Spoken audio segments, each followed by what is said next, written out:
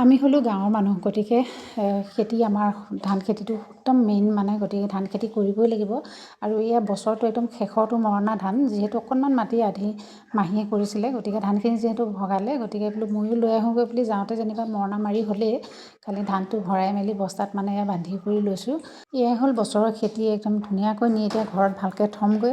আৰু যিহেতু বছৰটোৰ কাৰণে গোটাই ল'লোঁ, এতিয়া আৰু নিশ্চিন্তকৈ বছৰটো চলিব পৰা যাব। নহ'লে আকৌ চাউল কিনি খালে আমাৰ দৰে সাধাৰণ মানুহবিলাকৰ মানে অকণমান চিন্তাটো বাঢ়ি যায় ন। যদিও বা চৰকাৰে মানুহবিলাক সহায় কৰিছে, হ'লেওতো আমিতো নিজাববীয়াকৈ কৰিবই লাগিব খেতি।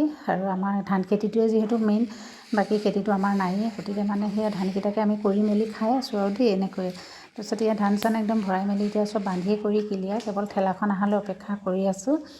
ইফালে আৰু এয়া ঠেলাখন আনিবলৈ গৈছে যিহেতু, তাৰপিছত ঠেলাখনো আহি পালে, তাৰপিছত ঠেলাখনতে উঠাই মেলি ধান ঘৰলৈ ইয়াত লৈ আহিছোঁ। আৰু আজিলৈ ভিডিঅ'টো ইমানেই আৰু।